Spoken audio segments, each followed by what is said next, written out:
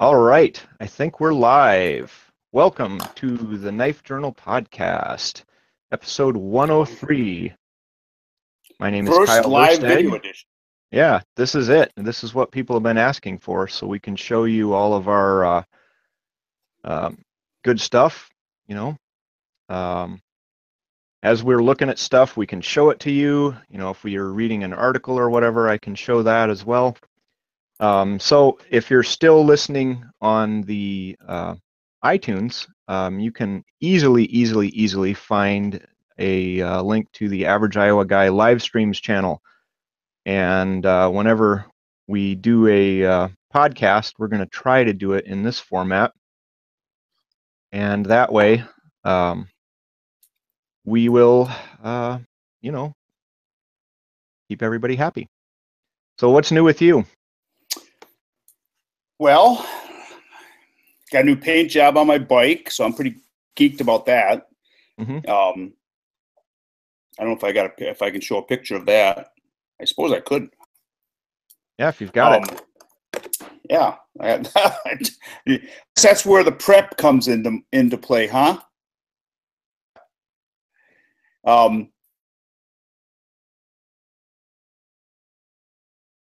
you there?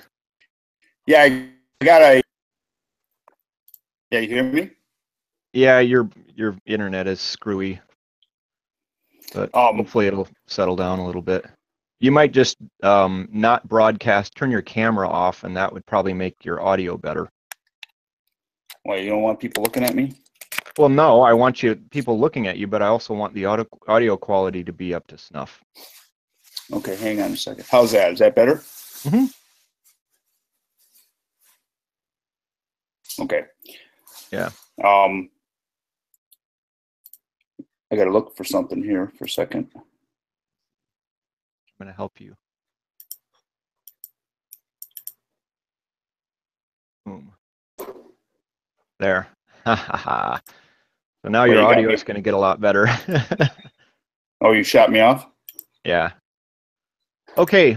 While he's doing that, today we're planning on having Patrick Ma of Prometheus Design Works on, and most of our long-term listeners have heard us talk about him. I've actually never met the guy or said one word to him, so I'm actually fairly excited to meet him because I bought some of his stuff, and I bought both Prometheus Design Works stuff, specifically this folder, which is pretty neat. And I bought a bunch of stuff from Tad Gear when he was working there. So when he owned it. Well, right, you know. Patrick and I go back probably almost 20 years. Mm-hmm.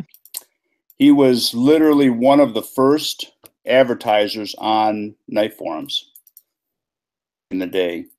Mm-hmm. I think when he started out Tad Gear and he had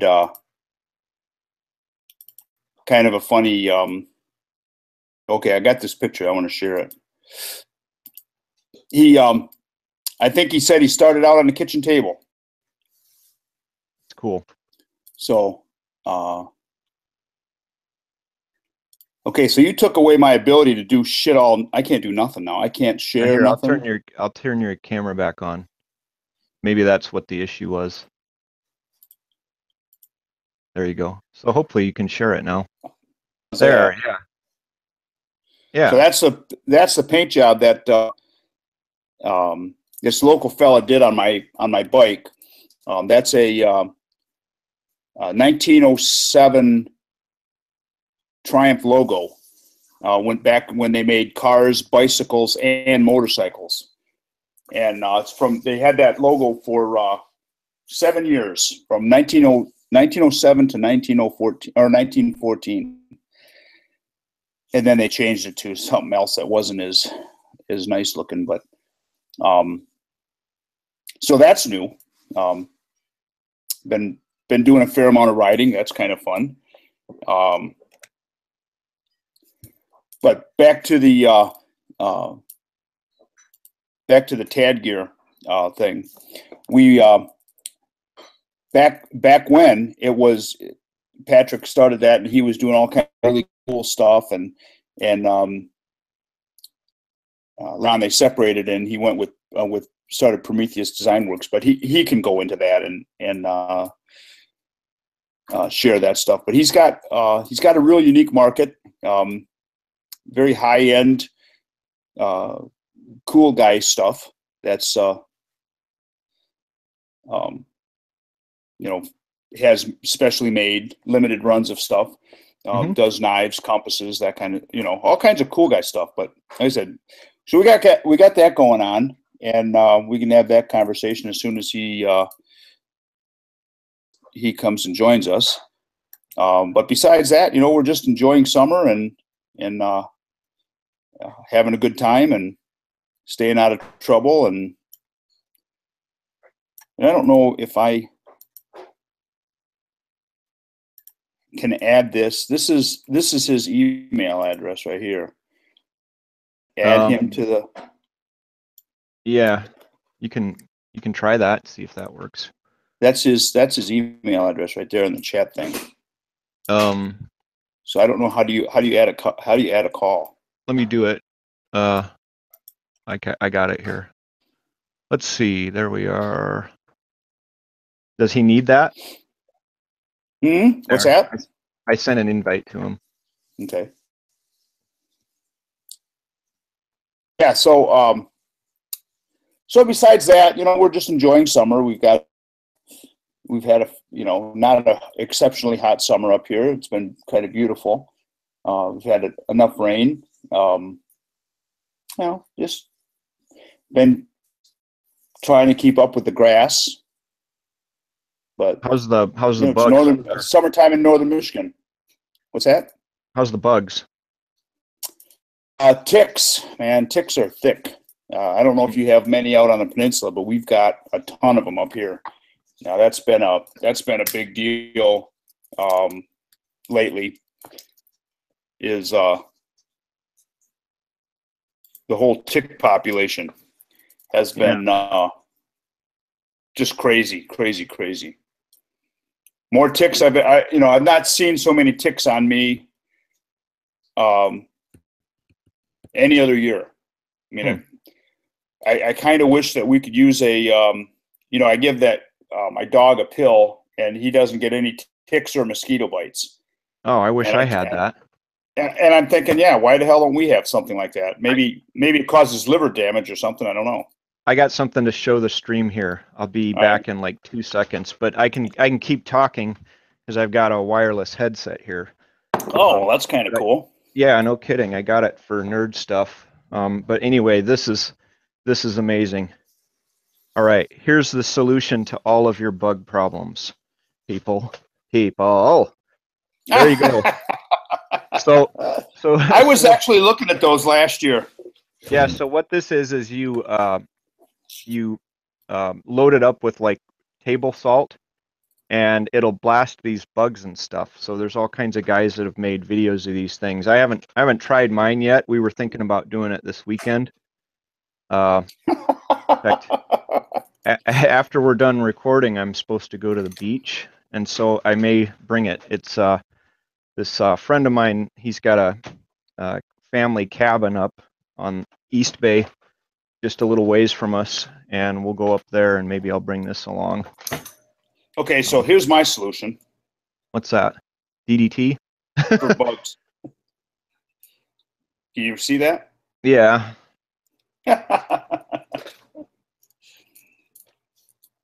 But anyway, I got a new knife. This is actually kind of an oddity. This is a Buck 110 auto. Yeah, with auto kit. Yep. So check it out. Yep. Very cool. Yeah, I'd never knew they even existed. But it's pretty cool. I'm a longtime fan and carrier of the Buck 110, and I don't know. They made a kit that you could turn them auto. I didn't even know that.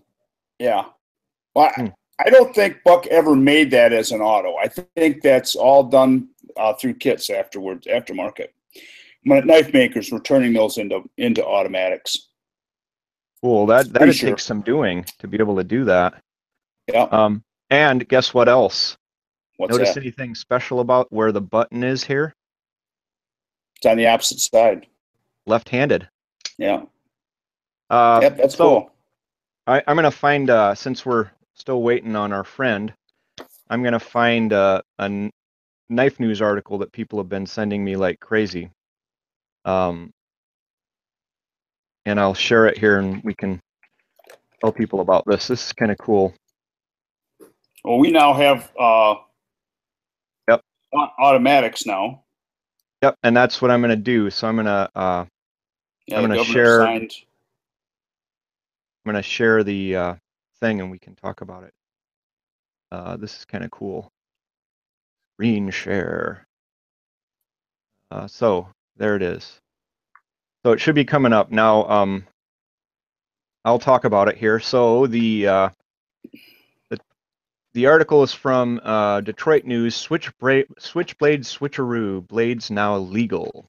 So our governor Rick Snyder signed into law legislation that lifts the ban on our switchblades. It was introduced in, I guess, in March, and now we can carry spring-assisted knives. Yep. Yep. Well, it was getting. It was kind of ridiculous that it was that the law was put into effect anyways. It was pretty much the result of a movie called Wild Bunch. Yeah, the Wild Bunch. So actually, you'll like this. Have you seen that movie? It's Oh got yeah. Lee Marvin and Marlon Brando, and I think the good guys rode Triumphs. Yep. The Well, I Wild think One it is. yeah. Let me find a picture. I'll share it for everybody. I think the good guys actually rode a Triumph.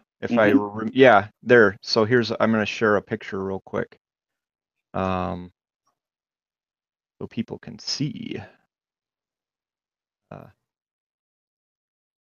So there he is, Marlon Brando on a Triumph, and then the bad guy I think was Lee Marvin, and I think Lee Marvin rode a Harley. Then there's a lady, I don't remember her. It's been a while since I've seen the movie. Let me see if I can find Lee Marvin. He's one of my favorite actors. He's really good. You know, he was in combat and stuff, I think. That's Wasn't he? In World yeah. War II.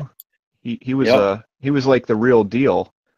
And then Yep. I think he was like a technical advisor for a while on movies, and then they said, well, you know, this guy's like not terrible looking or whatever. Maybe we should let him in the movies.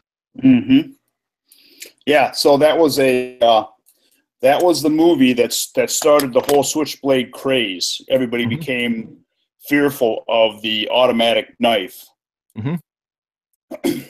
That was the start. I think that was actually the start of feelings ruling the roost. Yep. You know, the feeling of fear. Kind of Well, interesting. I think we've always kind of been that way. If you look back in American history, you can see big, like the whole marijuana law thing, which I'm not going to weigh in on that politically, but if you look back at the history of that, that was banned because of like a lot of like scaremongering articles. Yeah. Well, you know what? I mean, I have a hard time not believing. This isn't a real popular view. I'm not against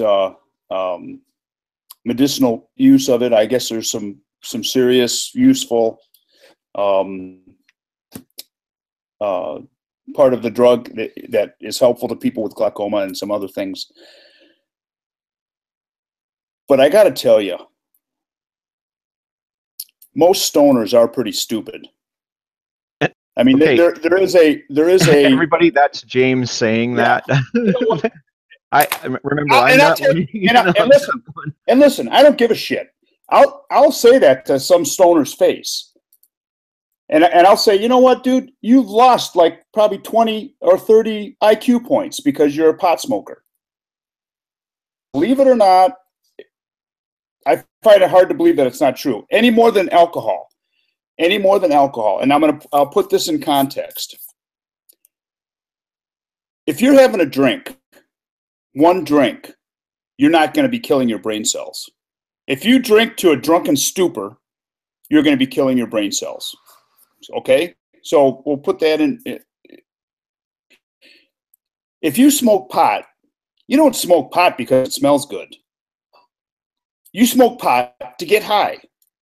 You smoke pot to get into that drunken stupor stage of what marijuana does to you. And at that point in time is when it starts killing brain cells. That's the way I feel. And I just came off a weekend of what's called Bliss Fest, where there's isn't that 10,000. where you guys do the porta potties for it and stuff? Yeah, my sister does those. And so here, what you do is you wander around, and you take a look at people, and you have discussions with people, and they're all, probably, I'd say probably 7 of them are pot smokers, and their IQ shows it. I don't know whether you agree with me or not. I do believe that, and I do believe that there's probably scientific evidence that shows that. Probably just as much scientific evidence that shows that it helps people with certain disorders. Doesn't mean it's a good thing for everybody.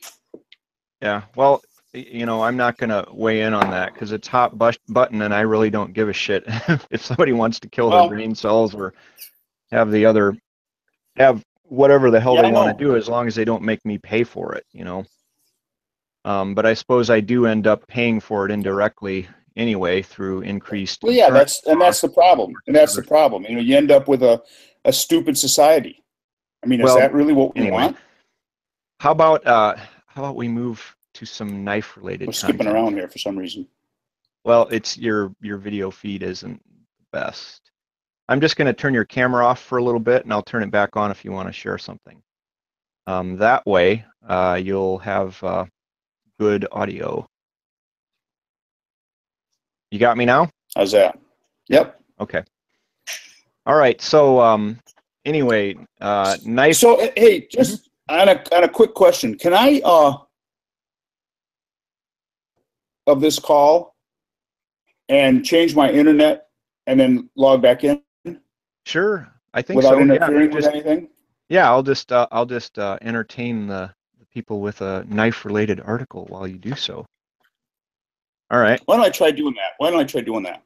Okay, so I will find us a knife in the news. Okay, so let me share with you guys the extensive research that we do to get ready for the show. So I go to Google and I type knives, and I do news, and there you go. So it looks like Texas will soon allow open carry of knives and swords. I didn't know that they didn't allow that. I thought if you had like a belt knife on, as long as I didn't know that was a big deal, but I could see where maybe they would say swords are not the greatest thing to open carry around.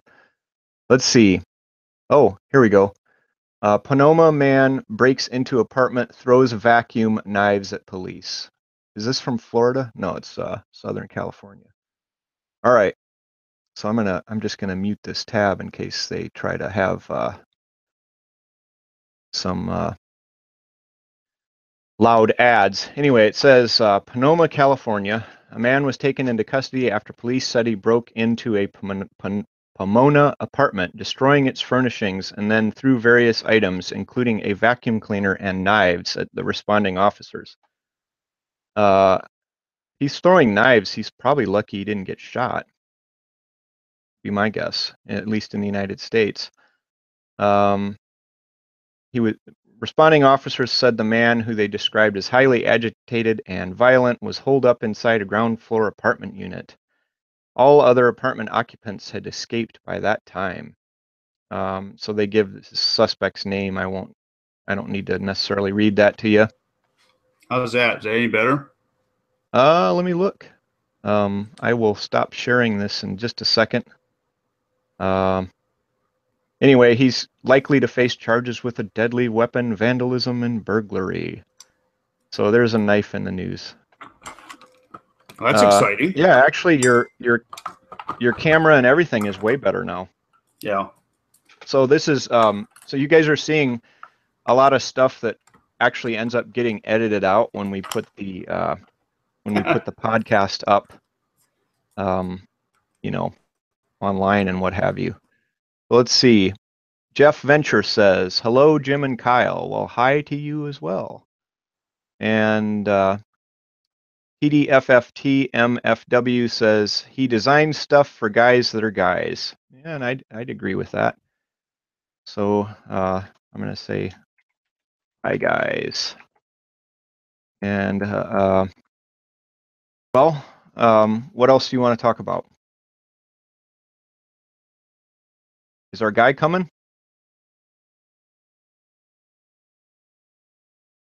Can't hear you. Are you talking? Uh-oh. Uh, hey, hey. We can't hear you. Say something.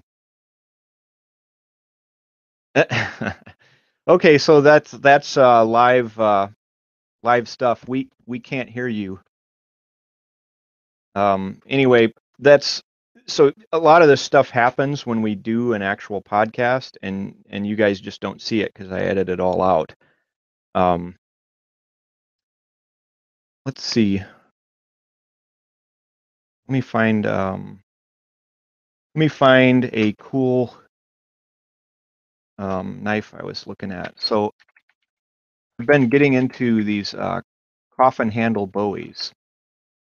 Kind of neat. I'm going to show some images of them while he's fixing his stuff there. Let's see. So if you guys don't know what a coffin handle Bowie is, this is it. The handle is shaped like a coffin, or the idea of it. And I think this was a knife design that was real popular in around the Civil War times, and then of course, obviously, guys still are making them. These are some custom makers that are making them modern day. And I think Bark River may have made one as well. Let me see if I can find it. Is that any better? Yeah, now we can hear you. Okay. Yeah, so this is Bark River's coffin handle Bowie. That's pretty cool. Mm-hmm. When did they make those? Actually, I think he's made them several different times. Mm-hmm. This is the most recent one he did, 1909 Michigan Bowie. Mm-hmm. Why is it Michigan? He made them way back. Okay. Well, it's sort of like the Trailmaker, Okay. whatever the one that Webster Marble designed. Did Marble have a coffin handle on it? Mm-mm. Marble. No, Marble's made it. It was stacked leather. Let me find it. Marble's Yeah. Okay. So here's the Bark River. No, that's the Marbles version. You Yep. find an older one. This is an older one. Yep. Yeah, so I can definitely see where the design influence came from, but Right. Mike's got a longer swedge on his. Right, and he made one that was a while back, a coffin handle. I think he called it a Natchez Bowie, as I recall. I can find it. Yeah, here it is. You see it? Yeah, Rogue Bowie. Yep. Okay. Yep, that was. And I that's think that based was on the Natchez pattern. Yeah, Is that right? I think that was his first. I think that was his first coffin handle Bowie. That's pretty cool. Yep, he did a nice job with that. I wouldn't mind having one of those. Let's see. Here's something from blade forums. Old West reproduction. Mm-hmm. That's pretty cool. They did a Mm-hmm. good job on that. Um, and then he did one. Looks like he did one without the like the Natchez Bowie blade shape, but with a different handle on it. Right. Canadian Camp Bowie. Yeah. Wonder if Randall does anything like that. Randall made a. Let me think now. I don't think they ever made a coffin handle Bowie, that I can recall. All right. That I can recall. They did a dagger. Did you see Mm-hmm. their the Guardian model? Mm-hmm. That's pretty cool. Mm-hmm. That's A pain in old. the ass to make. Let me see their non-catalog models. Let's see what they got on here. I've always liked the looks of this one, this Copper Companion Mm-hmm. with the antler on there. I wonder how they're securing that antler, if they have like a little pommel thing on the back, or how that's done. They used to. Um, they used to pin them, Mm-hmm. but I think they're just using epoxy now. Okay. I think they're just using epoxy now. Hmm. So Jeff Venture says he sold a bunch of Swiss Army knives. They hold their value really well. What's a knife? What's a knife line that you have seen hold its value? Randall, obviously.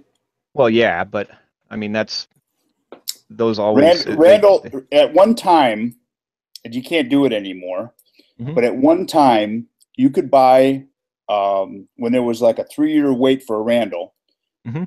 you could order dozens of Randalls and put $20 down, Mhm.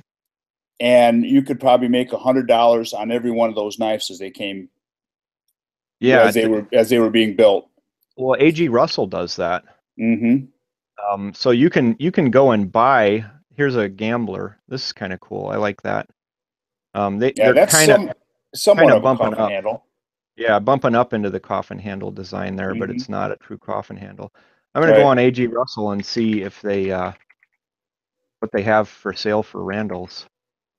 Yeah, A.G. for a long Russell. time he was doing, but I think you can't do that unless you're a dealer now. Oh, really? You have to actually get approved to be able to Yeah. buy more than a couple.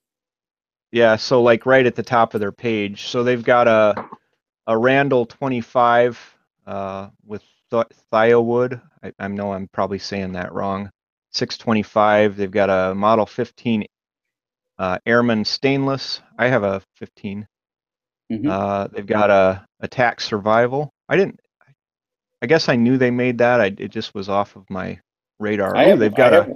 I have one of those. I like their Sportsman's Bowie, the Model 12. That's like a grand. Jesus. That's giant.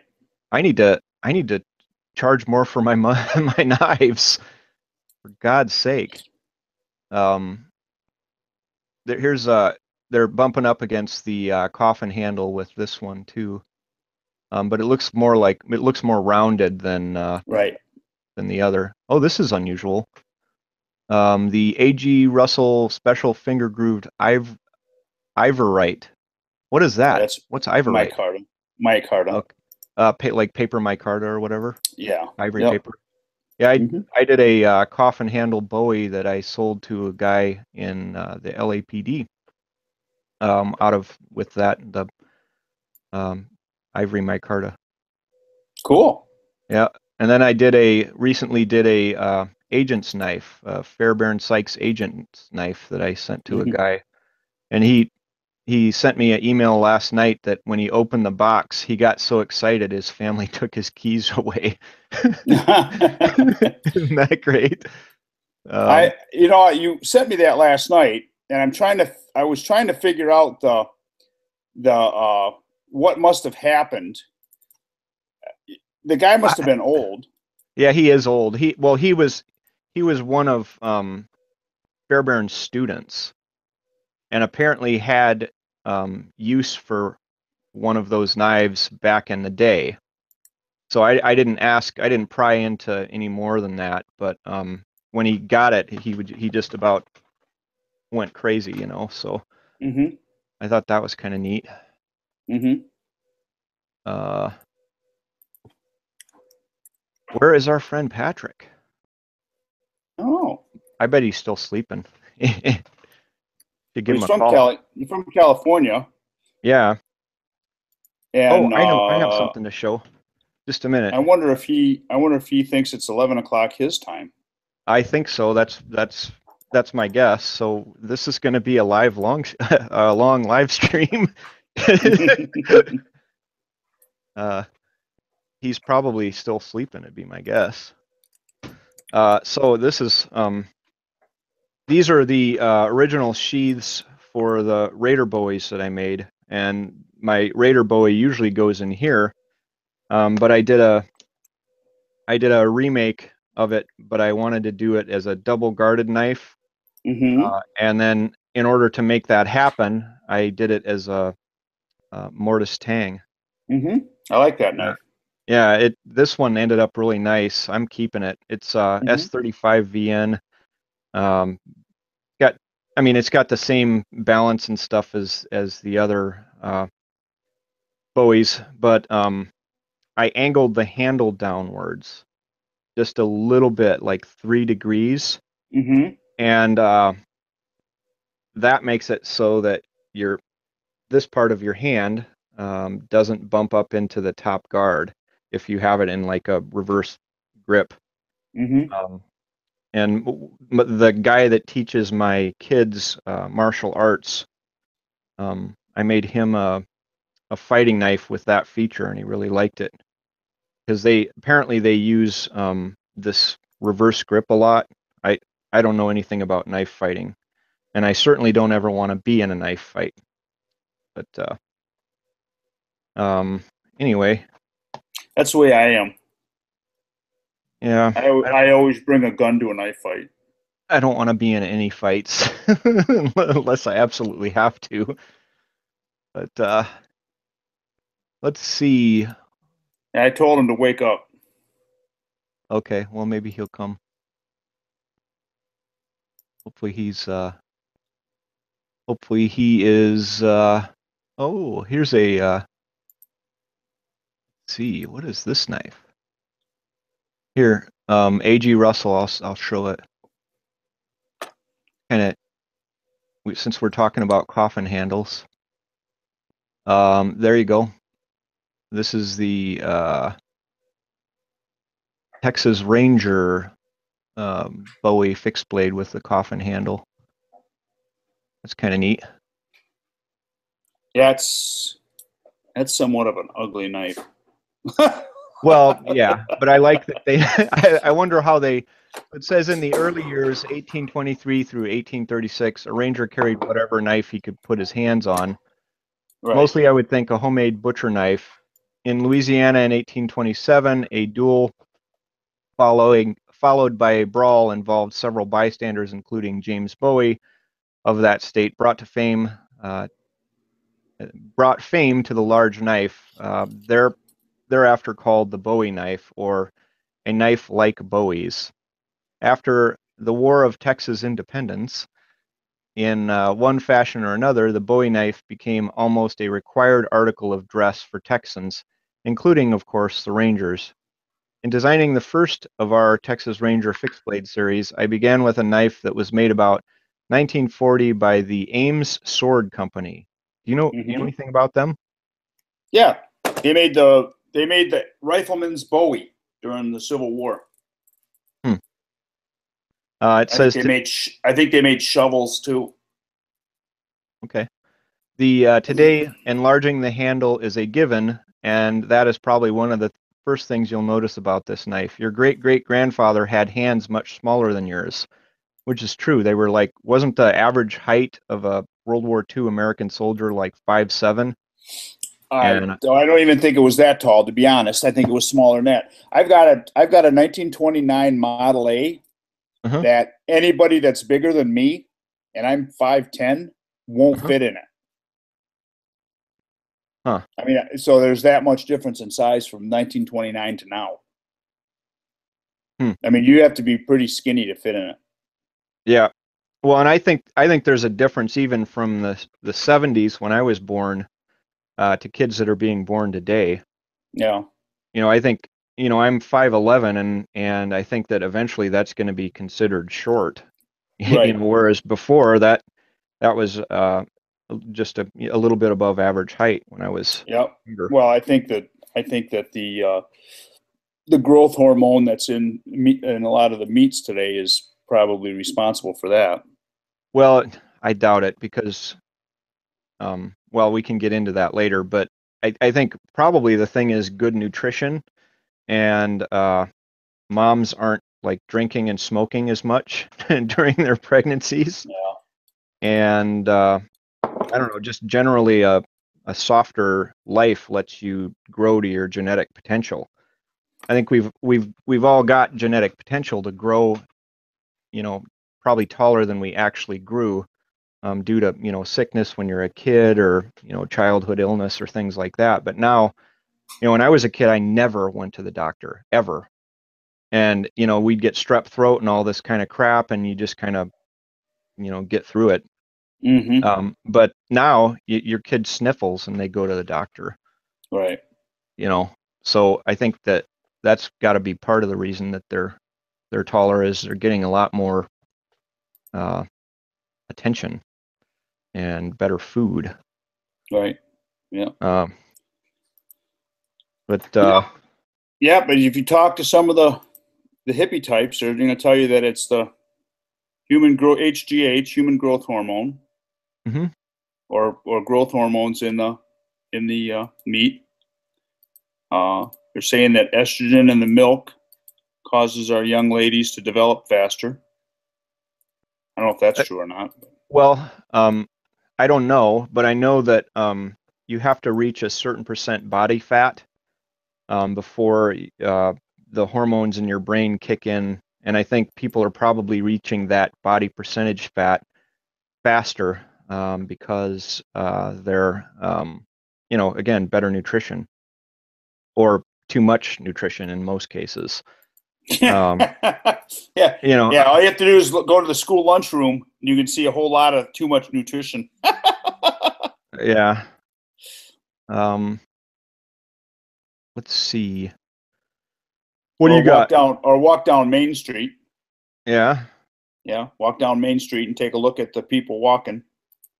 So I think I'm going to share this.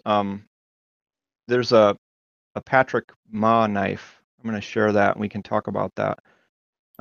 That's actually available. Most of the time, by the time this stuff comes up, it's already gone. You Oh know, yeah, yep. um, so this is the PDW Badger, and it kind of has that dauntless look about it. It's a good looking knife. Yeah, I, it's pretty sharp. It's a frame lock. Um, The blade shape reminds me of a SOG dive knife. huh. Yeah, look at that lock. I can't imagine how these guys are um, doing the machining on that and having all that come up so perfect. It's really, oh, and it's got a glow in the dark pin. I wonder if that's tritium. I guess we'll find out, huh? Yeah, probably is. Huh. Okay, so in stock. Now I got to go back. Oh, he's got three of them. He's got a Mill LE edition and a Invictus Mill LE edition. Oh, those are Invictuses, so those aren't the Badger, but they look similar. The Invictus, is that the auto? Yeah. It looks like it. Don't you have one of those? Yep. Yes, I do. Yes, I Wow. do. It's only 389. Yeah, I love that knife. I think that's a cool as hell knife. Yeah, I like that too. Let me go back to the Badger here. This one's a little Yeah. more money. Um, so Yeah, it's a I like that one that I have. It's yeah, I think it's very well done. yeah, he does everything that they've put out. It's usually pretty good stuff, and I'll show this. I'll show this folder I got from them a while ago. But let's see. He says, compact and stout. This folder is like the wild predator it is named after, is able to hold its ground against many beasts larger than itself, featuring a level of detail and machining uncommon in folders in its class. Multi-axis machined contoured handle. See, that's hard to do. Right. Um, extra detailed chamfering. Let's see, functional engineering, V-cut blade seat channel. So that's where the blade comes down into the handle, so it doesn't dull or whatever. But anyway, it's S35VN is the blade. The scales are titanium. Overall length is 7. Blade length is 3. Blade thickness is 0.160. That's pretty thick. 4.4 ounces. I want to know what the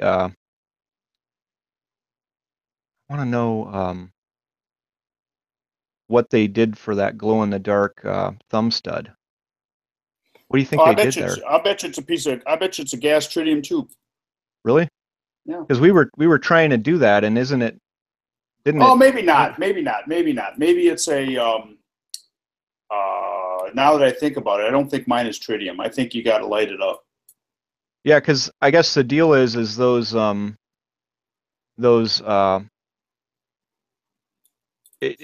looked into it, and it's actually quite a pain in the ass to be able to Yeah. manufacture something with tritium in it. I mean, Yeah. you'd probably have to have the gas. You have to. It's a nuclear regulatory commission thing. Mhm. You have to be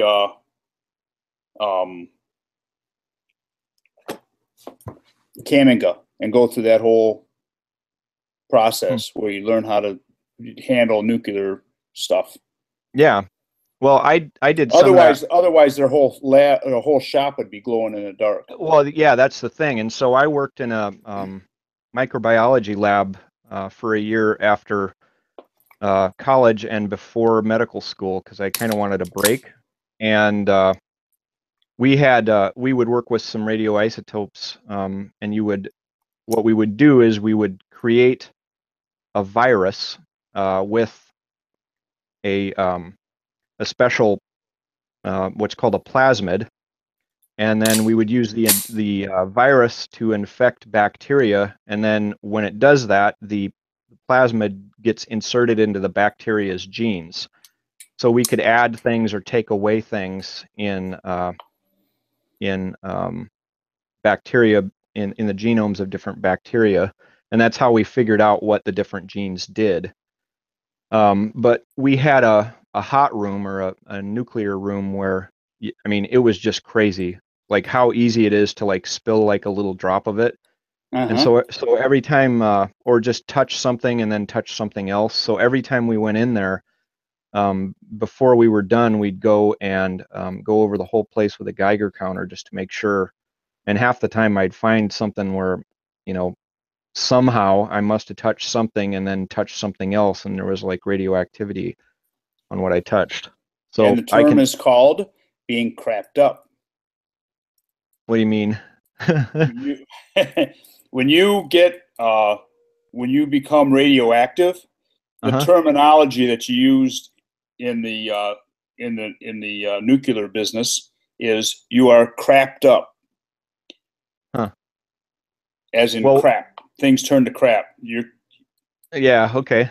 If you got a little bit on you, you got crapped up. Then you had to get scrubbed.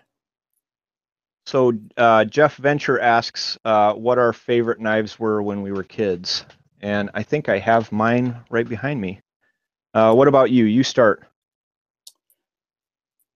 Well, obviously, I had a Boy Scout knife, a Scout knife, back like in 3rd grade. But then I moved to an electrician's knife. Were they T80s? I think they were called T. What the hell was that electrician's knife? The Army one. That was what and I still have the one I cut myself really bad on. Okay. and Well, yeah. that was like one of my favorite for a long, long time. Uh-huh. And then I carried well, I think I probably carried that until I was in at least in the junior high. And then I ended up with a buck 110 and then carried a buck 110 all through high school and Yep. probably my mid 20s, I Hmm. think, is what I carried. Um, so yeah, but back when you basically had a case knife, Right. pocket folding knife. Folding hunters were not. I mean that was it. I mean, buck 110 or a puma or a Schrade were the only folding hunters, or something a little bit different than a like a regular old pocket knife. Hmm. Hmm. I'm looking What are you here. looking for? Well, I've got one. Well, here's two. Here's two of them. Two of my early carries, and then the rest of them are in You're all locked up. this. Well, this is the first knife of any kind. This is actually a replacement because the original one is somewhere in my dad's basement, and I have no idea where it would be. But this is just a buck. I forget the model, but it's a little fixed blade. Yeah, It special must be, hunter. yeah, something like that. And it's got it's like a stick tang. But I replaced it because I don't know where the original one is. So that Mm-hmm. was the first knife of any kind I got. And then I got let's see, I bought with my own money when we went on a Wild West trip, a teeny tiny little folding Gerber with a lock blade on it uh, that I really liked. That had a little plastic handle. And then let's see, I we took a trip to Mexico, and this was on the Wild West trip. And this is actually kind of a funny story. My dad and mom were there. We had a 1982 Dodge Ram Charger, and they had a U-Haul carrier mounted on top of it for like extra luggage space. Well, so by then we'd been like in the West for like 3 weeks or something, and my dad had been like illegally collecting cactuses and putting them up because he wanted to bring home like cactuses. It's like, why don't you just buy the goddamn things? But anyway, so and the cactuses that he collected, I'm pretty sure he still has because they live like 100 years or something. So he's got this top carrier loaded up with cactuses, and then sitting in the car, he's got a 38 Special with the pearl handle like Roscoe P. Coltrane carried on Dukes of Hazzard. So he had that exact gun that Roscoe had. So he had That's that with us funny. because one of the things we were doing was going out and finding rocks because he like cut and polished rocks and shit like that. Well, so he was, he had it for snakes and such. Of course, we never saw a snake. I saw some really scary bugs, but not a snake.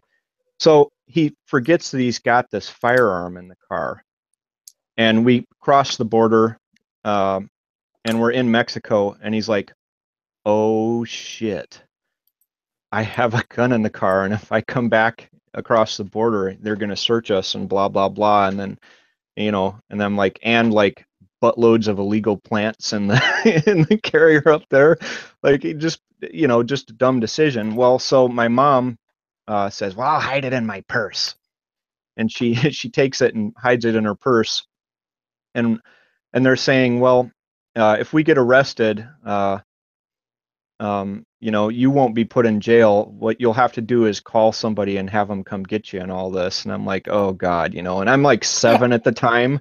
I'm like totally clueless, and you can imagine what it is if you're 7. Well, while I was down there, we stopped at this like little Mexican market, and they had this huge Bowie knife. And I guess we've lost Jim, but they had this huge Bowie knife, and I took it and I had it in the car with me, and we were we crossed back across the border and got back to Arizona, and I think we crossed at El Paso, so we like drove all the way up Texas and then over to Arizona, and they got these cactuses over there called jumping cactuses. And there's Jim. So they got these cactuses called jumping cactuses, and I got this big Bowie knife, and I decide I'm gonna go and like chop with my Bowie knife. I was like an early adapter of chopping at like 7. So I chop this fucking uh, jumping cactus, and the thing springs away from the knife and then springs back and sticks into my hand. And they have like these hooks on the end of there. And so I was like stuck to the tree, and my dad is wandering off somewhere, like, looking for some rock or something. And my mom, who knows what, she was probably reading a book in the car or something. And so I'm stuck there on the tree. So I took the knife and cut off, not my hand, I cut off the thing, and I walked back to the car with this thing stuck in my hand, and I couldn't get it out. But I had my Bowie knife. And so like an hour later, it's like stinging and all this stuff. An hour later, my dad comes back to the car and he sees this thing, and my mom's like, "I don't care. I told you not to be screwing around with that knife anyway. It serves you right." And my dad takes a pair of pliers and pulls them out of there. It was like one of the most painful things I've ever had. And I've broken bones. I've obviously cut the shit out of myself. I've had burns. And by That's funny. far, one of the most painful things was that stupid jumping cactus. Um, Nice. Jeff Venture says hashtag cactus smuggling.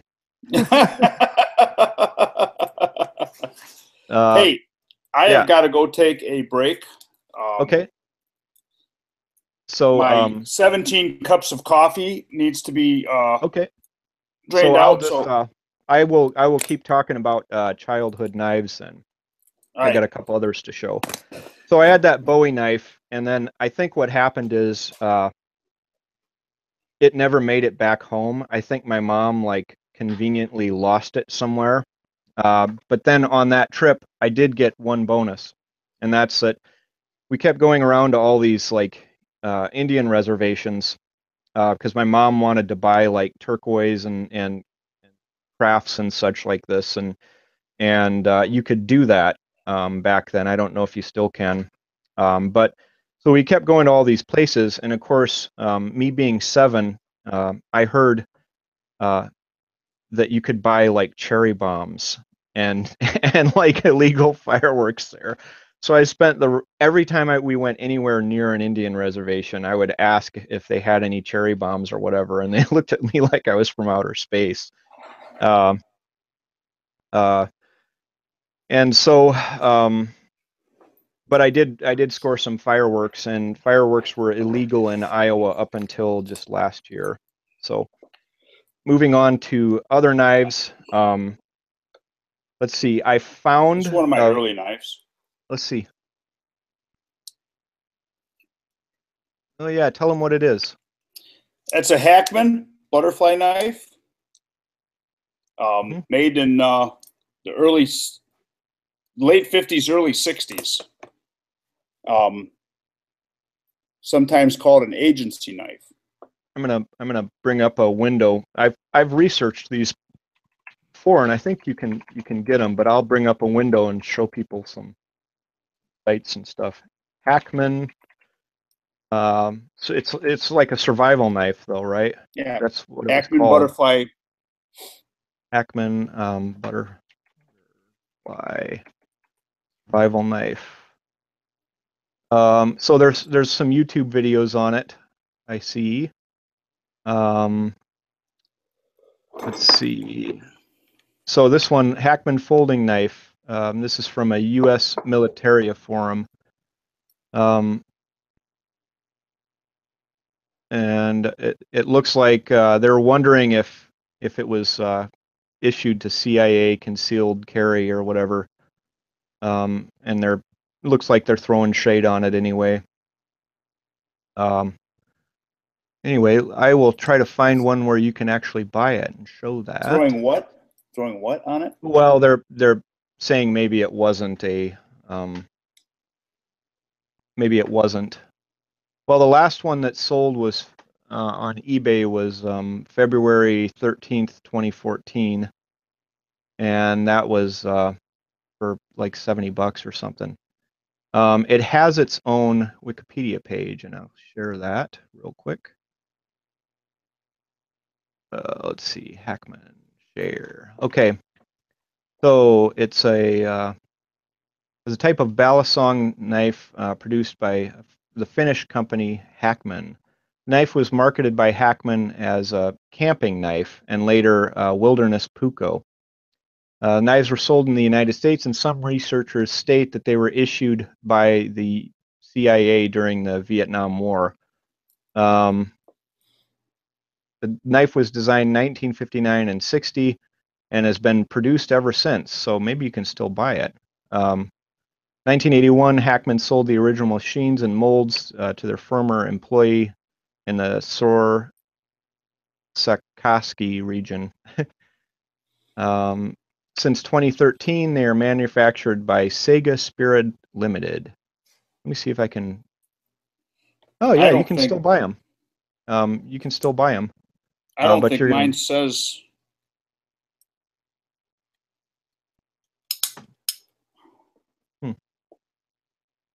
Oh, they got all kinds of different handles too. Yeah, mine just says Hackman, Finland. Hackman, Finland, huh? Mm-hmm. So yours is obviously pre 2013 or whatever. Yeah, I think mine is old. Mine's probably Yeah. from the 60s.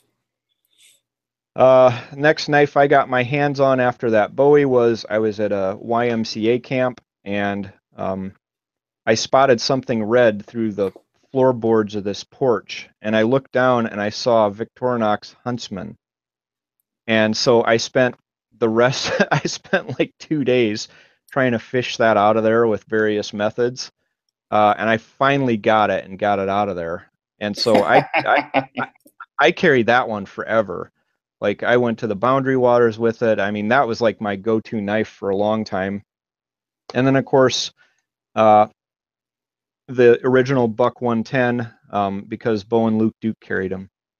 And I Who? wanted one. Bo and Luke Duke? Yeah, Dukes of Hazzard. And That's now funny. my 110 is this one. It's that auto. That's pretty cool. So those, I guess those, I'd say those are my favorite childhood knives. You got any others?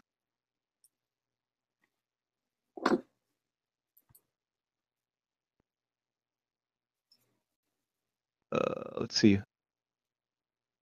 Say it. That's what you had when you were a kid? Yep. Hmm. No, I didn't. Yeah. This was made in 1998. Which one is it? You got This some is edge dings there.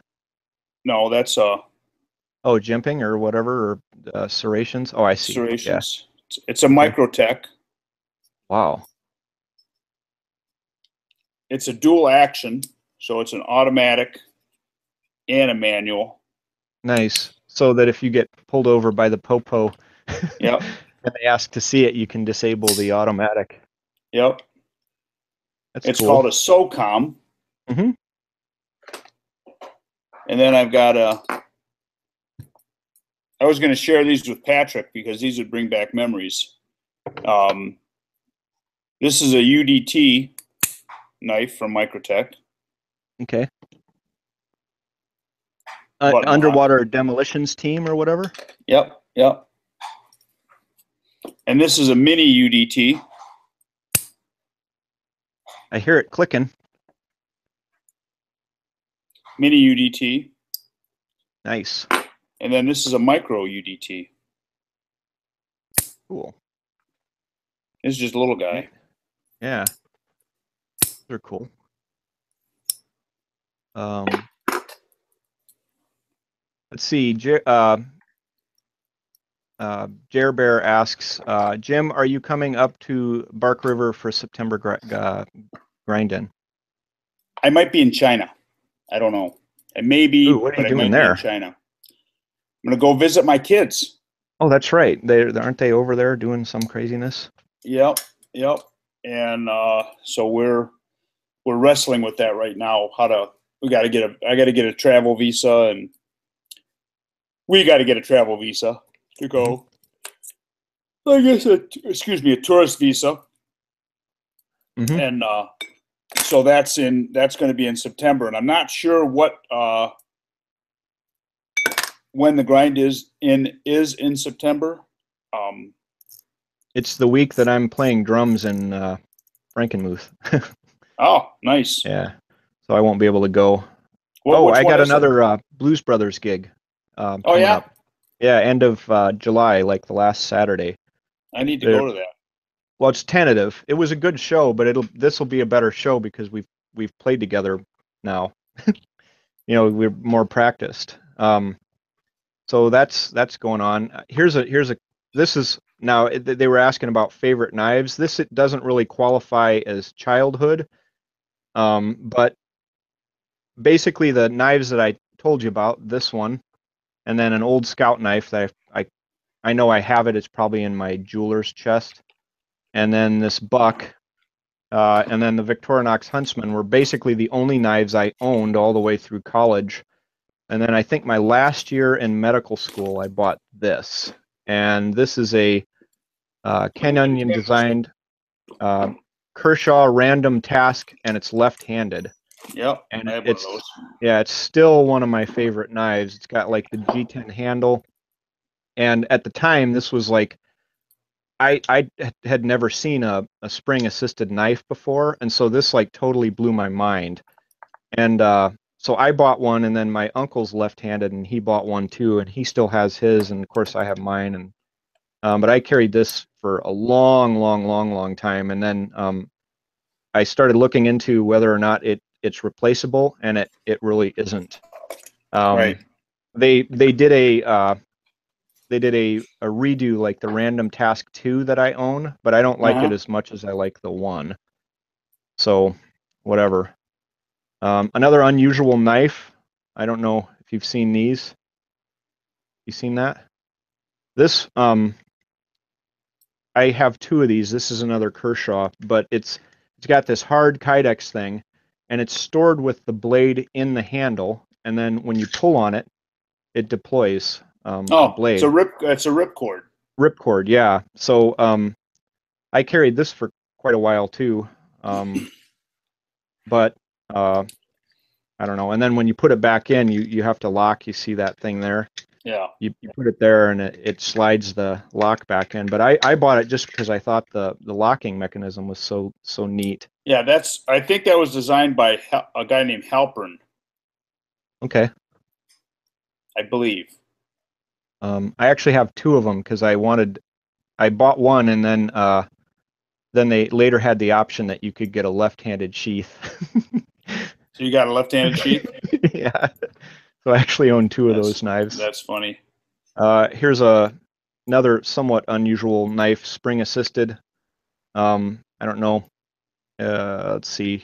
I don't know if you've seen these. You've probably seen these. This is it's a CRKT, Columbia River Knife and Tool. Mm-hmm. It's the Hisatsu folder, but it's got a really strong locking mechanism. In order to get this to go back into the handle, you have to pull on this little lever here, and you have to engage or disengage rather the liner lock. So I mainly bought this because I was intrigued by the locking mechanism. I haven't carried this one much because it's like a pound. It's like it's Well, like it's super as heavy. I recall, I think I have one of those too. As I Uh-huh. recall, um, they're not easy to close. Yeah, It's like a well, like two-handed thing. You gotta yeah. Well, I guess the idea was is that it wasn't you weren't going to have lock failure. So right. it is. Well, you can get it closed. Well, I can't, but theoretically you can get it closed one-handed, but I've never been able to figure it out. Well, yeah, because you got And then it's spring loaded, so to get past that spring resistance is a bitch too. But anyway, yeah, so yeah. that's I wasn't a big fan, but That's just Yeah, me. I just have one. I was intrigued by it. I've never carried it. It's too damn heavy. Well, you know Um, what? It looks to me like we've got some kind of communication issue with Patrick. I think that he is probably to be this early. Because what time is it in California right now?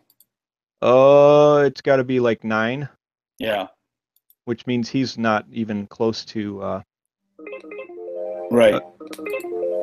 Okay, I have to read some of the chat here. Um, Jared Jared says, and I was following this, and I this is funny because I when he was telling me he was going to go to India, I was like so jealous because I'd love to go there. So in the chat he says, "Don't go to India," uh, and probably in reference to my story about trying to cross the Mexican border with illegal shit. Anyway, then Jeff Venture says having a knife for travel in China is probably going to be tough. And then he says if he went to India, Kukris would be coming home. And so he's talking about me. And Jared says, I just got back from there. It was damn near impossible to find a decent knife there. Yes, Which, it is. well, and then he had some. Have you seen those like those Russian survival knife things that have that kind of unusual blade shape? And I think they're in Brazil too. I'm forgetting the company. Maybe he'll tell us. He did find a knife that I mean you wouldn't see in the stores here. I don't know if he bought it or what. Um, but he did find that, and then I don't know, like some kitchen knives or something. But um, so so I'd like to go to India. I'd like to go to India just to go to see the Thomas Christians. okay, tell me about them. Um, the Thomas Christians are is a Catholic church that was started by the Apostle Thomas. Okay, Doubting Thomas okay, went to India in 50 A.D. and basically did what he was supposed to do. hmm Started a church there, and because of political boundaries, nobody went back to India from Rome. Nobody went back to India until like 1500, something like that. 15, and one of the Jesuit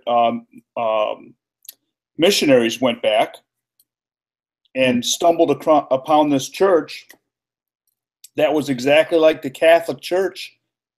Uh, that nobody knew how it got there. And then they realized that this was a church that was started by one of the apostles, and it was untouched by anybody in Rome hmm from, 50 AD to 1500. And here you got a church that's operating exactly the same as the church in Rome. And I thought, well, that would be kind of cool to see that. How it paralleled the Roman Catholic Church, the hmm same as because they started with the same seed. hmm So I'd like to go see that. I think that would be kind of cool. Okay, Um, so Jared responded that he bought a muela. So I'll Muela. bring up. That's a Spanish knife. Yeah, I for some reason I was thinking Russian or whatever. But they're, oh my God, they want like 2 and 3 grand for these damn things. What? Yeah, look at it's on the screen there. They want freaking like crazy money for them.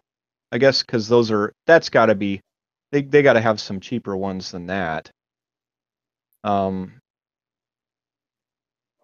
that's just crazy money. Um, Hmm. That's a little bit. I would not buy that knife for that. That's insane. yeah, I know. I'd buy a Jimmy Lyle, and I don't necessarily want a picture of a rhino on my knife. Somebody'd probably, know, Yeah, that's a big they, deal over there. yeah, I know. You got to be careful about that shit. They don't like that. Mm-hmm. People coming and killing off their beasts and whatnot. Yeah, if you even kill an antelope, people go crazy. Yeah, all these knives are like 2 and 3 grand. No, Right. but they're like, well, here's one that's 325. So these are getting a little more reasonable.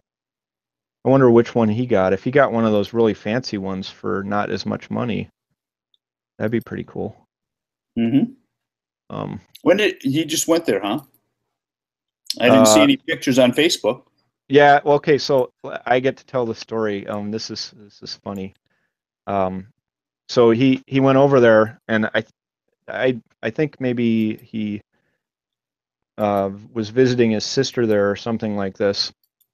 And he goes over there and um, he went and visited all these places. They went to some place where they were like distilling alcohol. So I saw the pictures from that.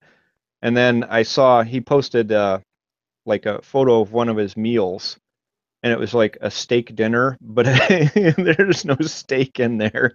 Like it's got like this cutlet of some critter with like some gravy on it and like some green beans and then some rice or whatever.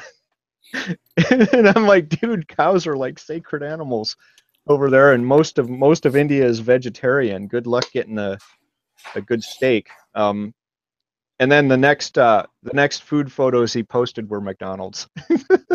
And even then, there's no beef.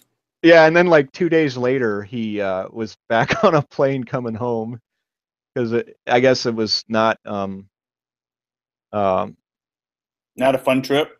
yeah, I don't think he enjoyed himself as much as he thought he would, which is unfortunate. I think he just didn't go to the right places or something. But he showed some photographs out of like an apartment window or something, and it was overlooking this courtyard, and there was like trash and stuff all over it, which is pretty much. I mean, when I go to places that are not necessarily up to U.S. standards in terms of that sort of thing, that's pretty much what you're going to see, and you see that Careful. even you That's see that. racist. I didn't mention race. I said other countries that Yeah, but don't that's the have latest. cleanliness That's the latest standards. thing that if you praise Western civilization, you're a racist. I wasn't praising. I wasn't even making a comparison. Well, you just I said was it was being up to very up to slippery. Western standards. Well, I didn't say that Western standards were necessarily good or the right way to do things. See how sneaky I Uh, was there? uh, Uh, but anyway, so hopefully our friend wakes up. well, he's not. I mean, if he's, you know what? I'm going to guess that we're going to have to reschedule this because Well, I think that's going to. I mean, we're not going to go on for another 2 more hours. no. Well, yeah, I'm not anyway. I guess what we could do is try again and just make sure he knows we're talking Eastern time. Right. That's what I'm Actually, thinking. yeah, so it would be 2 more hours before he wakes Yeah. up. But Yeah. let's keep talking. Maybe he'll wake up earlier than he thought he would and see his messages blowing up and stuff.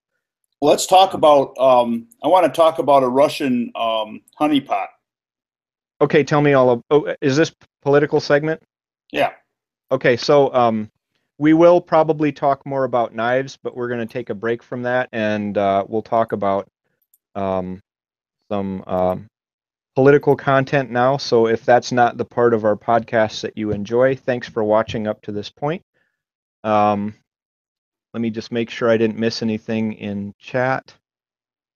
Okay, Jeff Venture says some other countries' knives are way more expensive. Knives of the World website would give you a heart attack. Jared says, I was visiting my sister and her friends. I firmly believe we did not go to the right areas for most of it. We went to the mountains down to Nilgiri. Down by Nilgiri was beautiful, however, Bangalore was not. Aha. So that I guess that's the issue there. So I haven't missed anything in chat. So we're gonna do a little political segment here. As you know, I'm more hands off in my political views, but some people just don't want to hear it. So if you aren't one of the people that enjoys that segment of the podcast, then feel free to tune out. And we were really happy that you could join us. And hopefully, you'll be tuning into some live streams at some point. So without further ado, Peace, love, dope, man. right? Wait, let me see if I can get a song to play real quick here. This would be cool. All right, let me see if it'll play through our stream. Let's see. I gotta find Death Clock. This is the traditional thing to scare off the faint of heart. Okay, let me find it. Oh yeah. Here it is. See if it comes through. Is it going through? Oh Nope. well. Sorry guys. I tried. It won't let me do it. I wonder why. Well, I think they're probably wary of copyright things, and I could make that happen. I have a workaround for that, but it's more trouble than I want to go to. Okay, so what were you talking about a Russian honeypot? Isn't that the attorney's name, Honeypot? Is That it? met with Donald Well, Jr. well, if that's really her name, then that is a classic name. So because that's what it was a honeypot trap. Because there was a thing in the New York Times a few days ago, and maybe I'll find the article because people are always like source if you mention something. So I'm going to find it. But basically, Obama gave her special permission, a special visa to come into the country to meet with Jared, right? Okay, Or so whoever this her guy name is. is not Honeypot. What's her name? This will help me find the. Reinat Ak. Oh, I can't even pronounce it. Akhmetshsin. Okay, let me find. Okay, so I'm going to find. So CBS. Well, what's a trusted source that people aren't going to say is bullshit? There isn't any. Okay, so I'm just going to pick. I'm just going to pick the top one.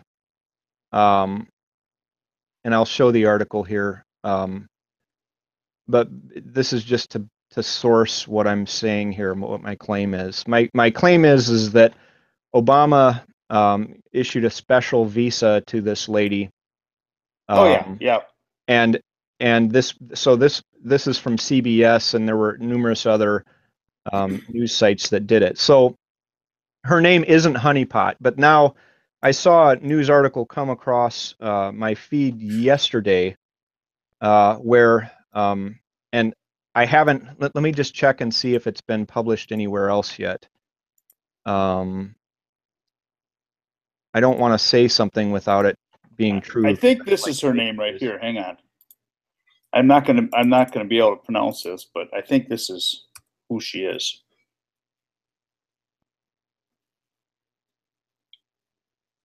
You look right? I can't see it yet. I'm goofing off. So there was a report yesterday, and I don't have a. It's from this guy Jack Pozobiec, and I'm not 100% certain that he's. I'm not 100% certain that he's a reliable source, but anyway, if his report ends up being true, which you never know, basically Lynch tapped one of the phone of one of the guys at that meeting. So let's back up. You know what a honeypot trap is, right? This is a classic Russian maneuver.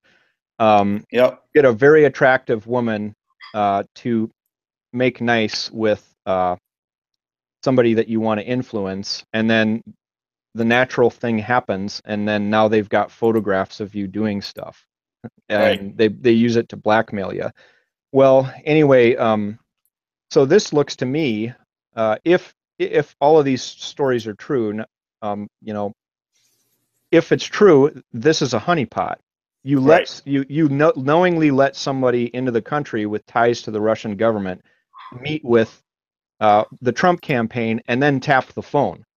That's a honeypot, and the way she baited him was to try to say that she had like damaging evidence about Hillary and blah blah blah, and it'll help you in your campaign.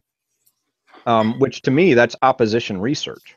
Right. You know, of course, if somebody says they have damaging information, you're going to meet with them no matter who the hell it is. You know, Right. if they're credible, they're The, somewhat the credible. scary, yeah, the scary part about this, to me, is the fact that we're hearing all about Donald Trump Jr. meeting with her, but we aren't hearing anything about why she was in this country, why she was wandering around the halls of Congress, why she was meeting with Jessica Lynch, or not Jessica Lynch, but Attorney General Lynch, why she was meeting with um, senators. Well, they're saying it was she was trying to lobby this adoption thing where there's some issue where Obama like banned like adoptions or I don't understand the whole thing, but I did hear on NPR that they were that she was trying to open up channels of adoption again. Okay. And from And so, hey, you want to so stay here? So is this the deal that they made? You want to stay here for a period of time, a little bit longer? How about making a phone call to Donald Jr.? well, there's a question. You know, that's one way to think of it. I don't until someone reputable publishes a sourced article that they tapped what's his face's phone during the meeting.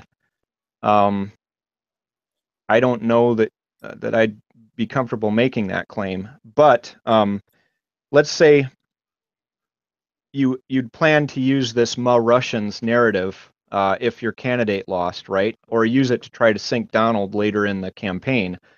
Um, of course, you would want their campaign to meet with somebody from the Russian government, you know, and then you know if you can tap the phones or figure out a way to that what was said and then you know leak that later, um, you know it all starts to maybe fall into place a little bit. But I cannot provide an actual reputable source What for that they tap the I phone. think the problem is that nobody can.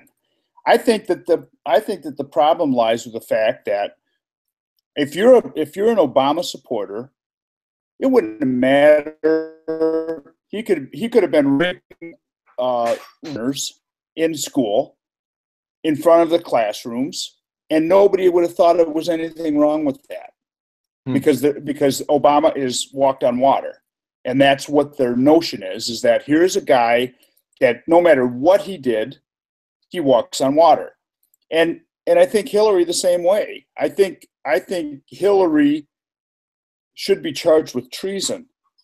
But a Hillary supporter will tell you, no, she doesn't. She didn't do anything wrong. There's Didn't nothing do wrong with nothing. selling out our. Uh, what's that? Didn't do nothings. Yeah, yeah. So there's nothing wrong with that. There's no. There's She. That's fine. We don't need all that uranium. We don't. And the Clinton Foundation really does good things with their money. Just look at Haiti. Yeah, go ask an actual Haitian. Yeah, I have yeah. a lot of friends from Haiti that I met when I was down there, and they're on my Facebook. And quite a bit of the time, they'll be griping about, you know, here, you know, all this money was given, and like they've built like 4 houses or something. I need to source that. Um, Well, no, it's I'll, it's true. They were down there saying, "Hey, donate your money to the Clinton Foundation because we take care of Haiti. yeah. We've been taking care of Haiti since 1995." Okay, so Red Cross. Let me see. Red. Okay, so red. Okay, so this is an article that would be damaging to the Clintons. So I'm going to source a left. I'm going to use a left-leaning source for this, so that they can't say that I'm using like Fox News or whatever. So here we go. Red Cross built exactly 6 homes for Haiti with nearly $500 million in donations. Nice. Yeah. But that I think Clinton was very, very heavily tied into that. I'm trying to remember how. I got to find another source for that. Now, who did this article? That's Huffington Post, so they're Oh, huge, huge liberals. Um, Clinton Foundation, Haiti, Red Cross. Let's see. So Slate, National Review. I shouldn't talk about them because people say I'm doing a bad source. Um, hmm. Let's see. What does Slate have to say? They're pretty liberal. So they're complaining that um, that Trump campaigned on that they so apparently it's more complicated than that if you listen to Slate. Um, hmm.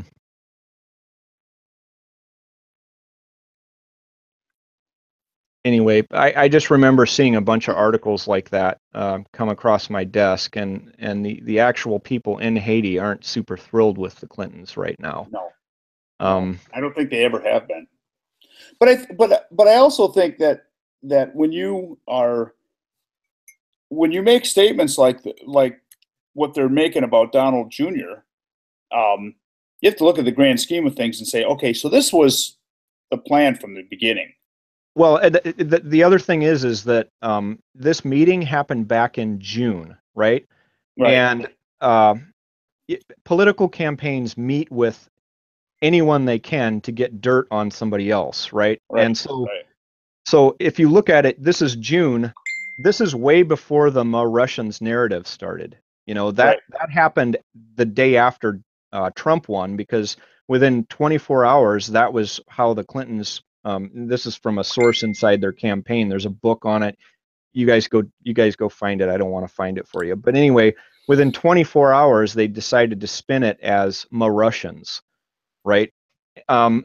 But this was back in June. Like there wasn't. Why wouldn't he take a meeting with the Russians? There wasn't. Nobody was talking about Russian meddling in the election. Why would it even be on your radar? And the other thing is if you remember that dossier where they said that Trump was getting all golden showered in Russia and all this and like all of Right, that, and that came from a British Secret Service guy right, and it was totally fake because Trump is a big germaphobe. I right. don't know if you know that, but like, good Yeah, luck getting him to shake hands with you. right, So there's no way anybody that read it knows it's bullshit, like right. complete and total bullshit. I mean, it's too far fetched. But that came from a foreign government. So why isn't that seen the same way? A Well, foreign government meddling in the election. That's my question with all of it. why wasn't anything brought up about the Ukraine? And Hillary's people met with. Why isn't anything brought up about Obama meddling in the Israeli election? Oh, because it doesn't fit my narrative, my Russian narrative. Yeah, We meddle think in everybody's elections all over the world every single time there's an election. It's how we do things. right, right. So why is it all? Why is anybody surprised? And quite honestly, when you talk about meddling, what are you talking about? Sending out false statements? Yeah. Um, Well, so what they're saying is meddling is that they think that the Russians hacked Hillary's emails and then gave the emails to WikiLeaks and then WikiLeaks released them. mm. Uh, so they think that that was the Russians meddling. Well, if they'd hacked the emails and there was nothing in there, Well, it wouldn't have had any effect. You know not that only that's that, the thing. not only that. If you'll notice that the DNC did not turn over the server that was hacked over Yeah, to the FBI so that they could investigate this because that's illegal. You know, no matter who's doing it, it's illegal to do. Why didn't they care to let them know who did it? You know why? Because they figured out who did it. Their IT guy figured out who did it. Their IT guy figured out that Panetta his Pinata, password was password. his password was password, and not only that, he fell for a phishing scheme Yeah. and let him in. Because if you notice, it wasn't it.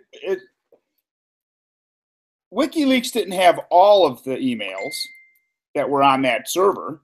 Mm-hmm. They had Panetta's to everybody and their responses to Panetta. I don't think that, I'm not sure, but I don't think that they had like everybody's emails in there. Well, they didn't dump all of them. Yeah, I'm pretty sure. Let me see. I know they had all of Panetta's because Panetta was kind of showed his ass quite a bit on that in those emails. Yeah, the funny one was that, so how isn't it collusion if the debate moderator gives you the questions in advance? How is that not collusion? Exactly. The fuck? So you've got like CNN or whoever it was like giving the questions to one side ahead of the debate so that you can rehearse like perfect answers, Yeah. and have like a focus group tested answer. And that makes a big difference because if you're asked a question and you have to think off the top of your head, you see what happens when politicians go off script. It turns into a big mess really fast. Yeah, but if you notice, even when Donald Trump went off message, he didn't make much of a mess. He really didn't make a lot of. I mean, he basically won all of the debates just by saying what everybody was thinking. Right, and then they did a study. I heard this on NPR, and people can look it up. I'm not going to go find the article, but it's easy to find. Just Google it. They did a study where they, because they were saying, well, Hillary lost because she's a woman. And so what they did was they took a room full of people and they had a man say Hillary's words and a woman say Trump's words in the debates, and the audience overwhelmingly sided with the woman saying Trump's words. So and it wasn't even close. I mean, it was overwhelming, and the problem wasn't that she's a woman. I don't care what your demographics are. I don't give a shit. If you're good, if you're going to be good at the job, then I want you. Like Margaret Thatcher, I'd take her in a heartbeat. Right. Or some of these people, so it had nothing to do with that. It was her message. And the other reason she lost is she just ignored a big chunks of this country, just thinking she would win it from California and New York or whatever. But you know what else? You know what I think though? There was something more telling than that. They're blaming it on the fact that she ignored those states. And I think what she did was she realized that she wasn't going to win because she was not getting any kinds of turnouts that she thought she should be getting. I mean, I remember thinking about this and talking about this before. When Donald Trump would go to a like, I'm showing up at an event in Grand Rapids. Yeah, I'm going to be there. Crazy. I'm going to be there at 9:00. And they let people know at noon that I'm at 9:00. And there was 25,000 people waiting to see him in Grand Rapids or whatever the number was. It was an exorbitant number.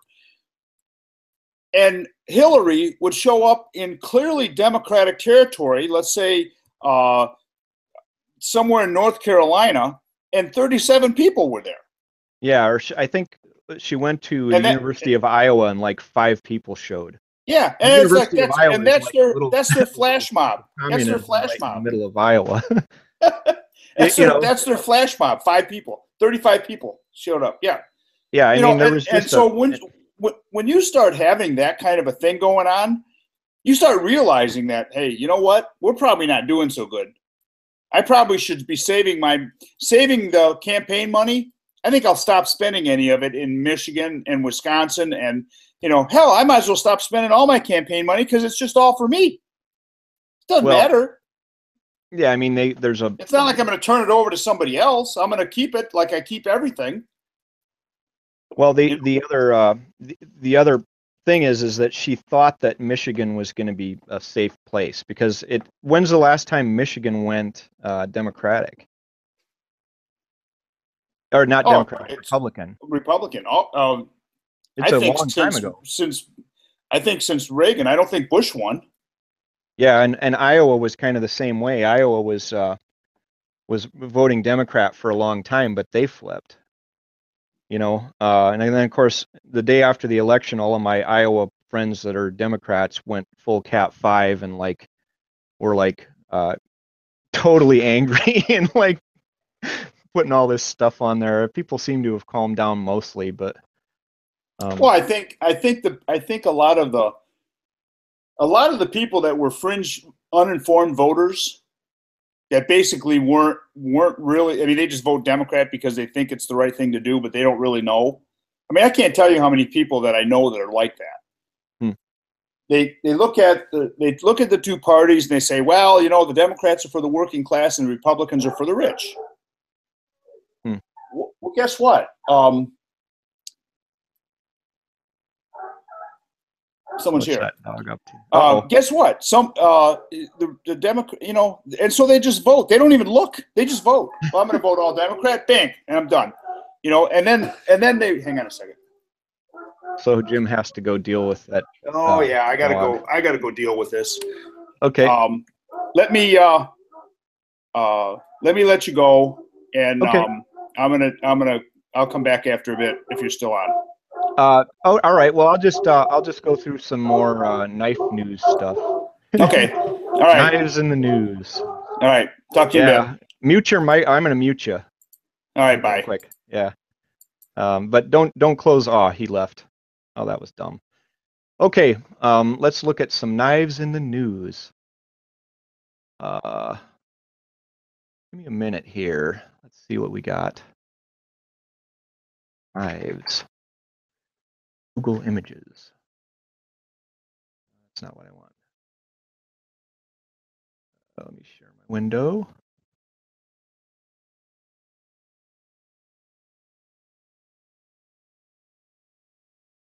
What do you guys want in chat?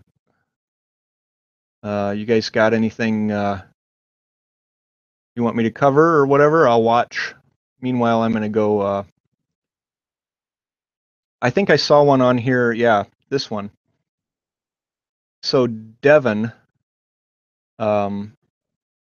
police in Devon offer amnesty on knives, published yesterday, Bastille Day. So they're offering knives, amnesty on knives, allowing people to dispose of them, no questions asked. Devon and Cornwall police members of the public can dispose of unwanted bladed items without fear of prosecution, such as knives, zombie knives, zombie knives, swords, kitchen knives, and unwanted collectibles. Why would kitchen knives be illegal? They've got some collection bins. So our English listeners, if you're in Devon and you want to get rid of your sweet Chris Reeves Sabenza, don't bring it to that bin. Just mail it to me, and I won't ask any questions. And I certainly won't prosecute you for mailing me that sweet knife. Let's see. Let me find another one.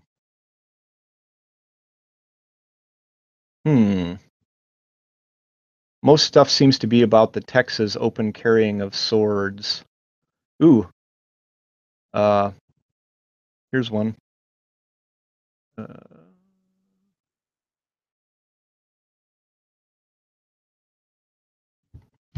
All right. From Fox News World, search of Mexican prison where 28 died turns up knives. So 28 inmates were killed last week during fighting among rival gang members, and knives and shanks were showed up, but no guns or drugs. If you guys go to, let me see if I can find it. Smoky Mountain Knife Works has a really neat display of like knives made in prison. Let me see if I can find a image of that.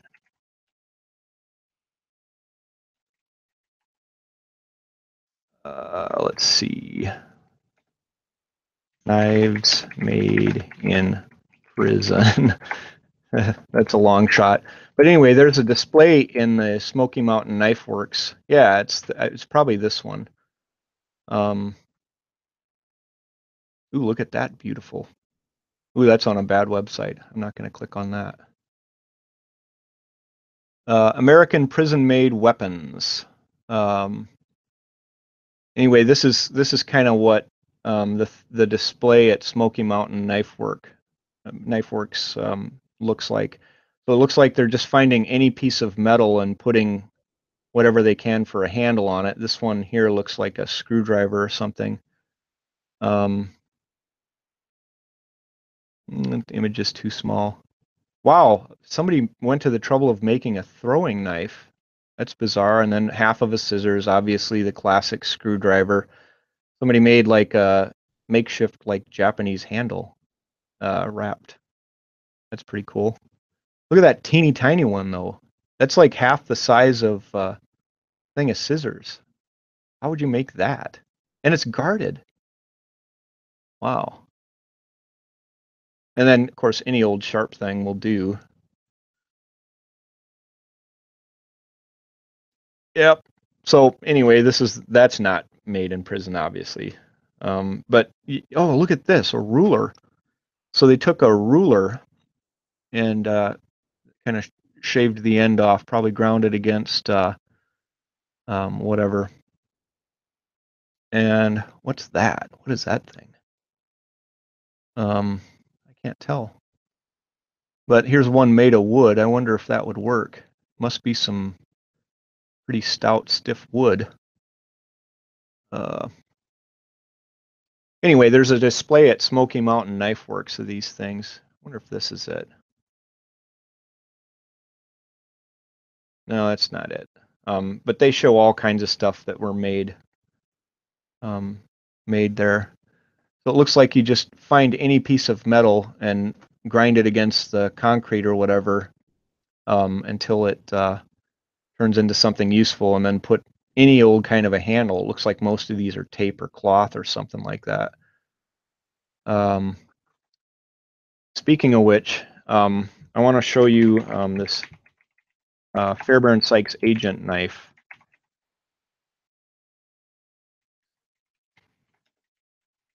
Or agent's dagger is the other term it goes by.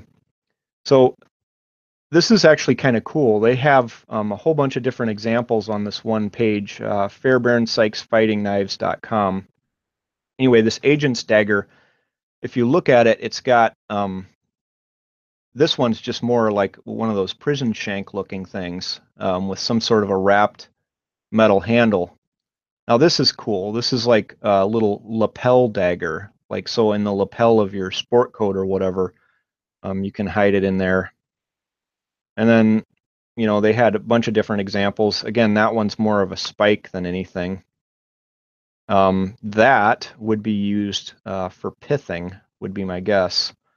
And that is accomplished by there's a hole at the back of your skull where your spinal cord enters the brain and connects to the brain, and a little narrow thing like that, wielded by somebody who knows what they're doing, would pretty instantly cause some major derangement. Anyway, this one is brass.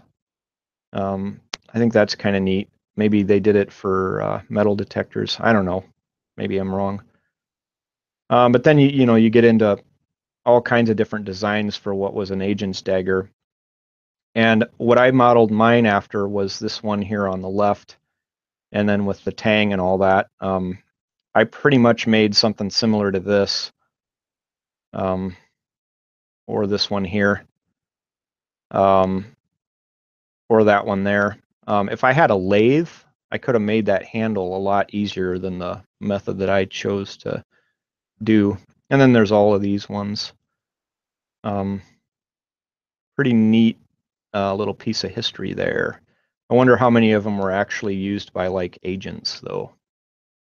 Everybody says they're an agent, but if they're telling you that, they're probably not. Well, I'm not sure if Jim is going to come back or not. So what I'm going to do is I'm going to call an end to this particular live stream. It kind of sucks that our friend Patrick Ma didn't show up, so we're going to have to redo that in the near future here. So one more question was, do you guys watch Forged in Fire on the History Channel? He says he knows I don't watch TV, but he thinks I'd love it. And actually, that's probably one of the most common questions I get. I Because I don't watch TV, I've actually never seen an episode of it. I think one time there was like a commercial for it on a YouTube video that I was watching, and it looked okay, but I didn't. I just haven't made the time to watch it. I think Jim does though. But anyway, he's experiencing technical difficulties with his dog and a visitor. So I'm going to call an end to this, and hopefully we will be able to get Patrick Ma on in the near future. And hopefully it was entertaining enough without him. So until next time. Oh, one more question. Oh, he says stay sharp. Uh, so I'm going to give you Jim's line. Keep your knives sharp and your friends sharper. And bye.